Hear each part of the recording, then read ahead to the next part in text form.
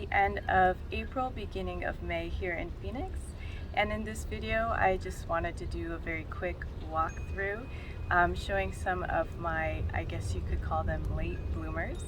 So I do have a video up on my channel called 2024 Spring Walkthrough. And in that video, it's showcasing my favorite time of year when all of my roses are blooming and they look the best. But usually there are some stragglers, some roses that like to bloom a bit later.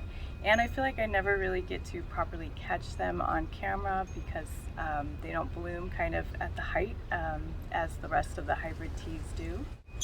So in this video, I just wanted to show you some of the late bloomers and how they look in full bloom. And like I said, it will be a quick video showcasing, usually my ground cover type roses. They do tend to come online and bloom a little later. So let's take a look at them.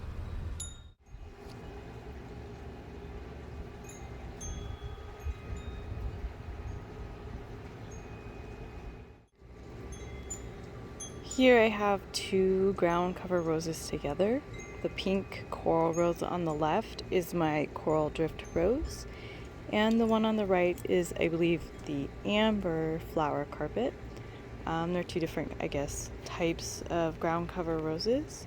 I do have a comparison of these two on my channel if you are interested in the similarities and differences between these different ground cover roses. These are the amber close.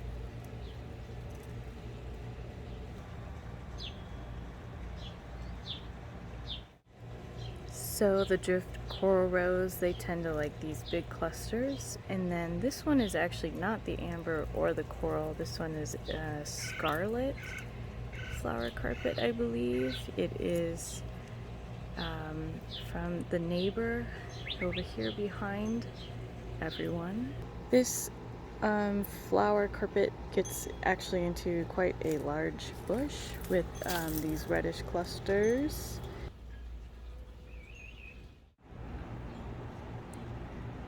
And over here, generally in this corner, these ones tend to bloom a little bit later because they get a lot more shade being by the wall. The pink here in the center, this one is Grande. And the one behind it is my Climbing Vine by David Austin. I did show both of these in my spring walkthrough video, but I think they have a little bit more blooms on currently. Here is a close-up of a cluster on the St. Swithun vine rose. It's very cute colored. You can see that this is probably smaller and it doesn't have the intricate shape. It didn't hold its intricate shape.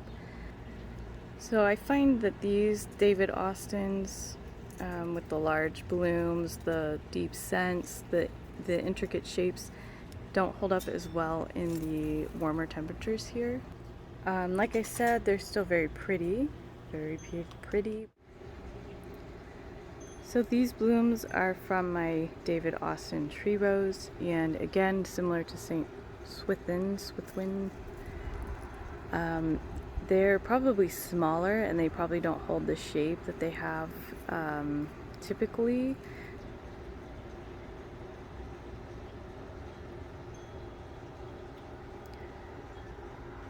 And hiding down over here, I do have this Easy Spirit. This one again, another one in the shade, so it does hold off on blooming.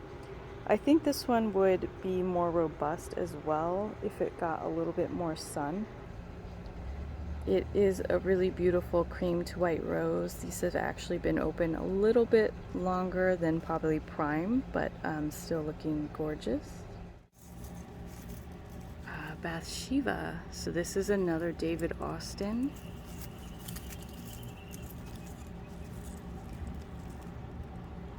I would say that out of all the David Austin roses I have, this Bathsheba vine rose has done the best here in the heat of Phoenix. You can see it's kind of kept its really unique shape. that David Austin roses tend to have. It's probably lighter colored than it would be if it was cooler out, but it still has, you know, looking very sharp and beautiful. And back over here on this bridge, I did show the Pink Supreme not blooming in my last walkthrough. It is starting to put on some blooms.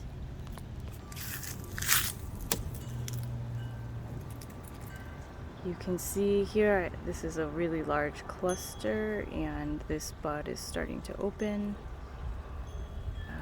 Behind it, we can see what it looks like blooming. It's a very nice pink rose.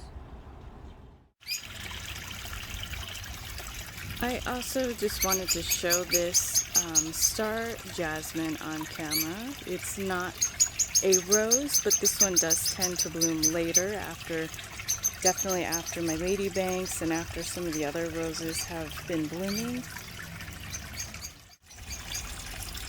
So again, this one tends to bloom a little bit later, and it's quite nice because it brings a lot of fragrance to the yard, kind of after the citrus is done, after some of your first flush roses are done. This is another great blooming vine that does well here in Phoenix shade, that can bring a lot of fragrance to the garden. So I did want to point that out and show this one in full bloom. Okay, so there you have it. These are some of my late bloomers in the garden, putting on nice flush, while some of the other ones are starting, you know, have ended their first flush and starting to put on growth for their second flush. So still keeping the garden nice and beautiful. If this was enjoyable or helpful to you, please do consider subscribing. Thank you.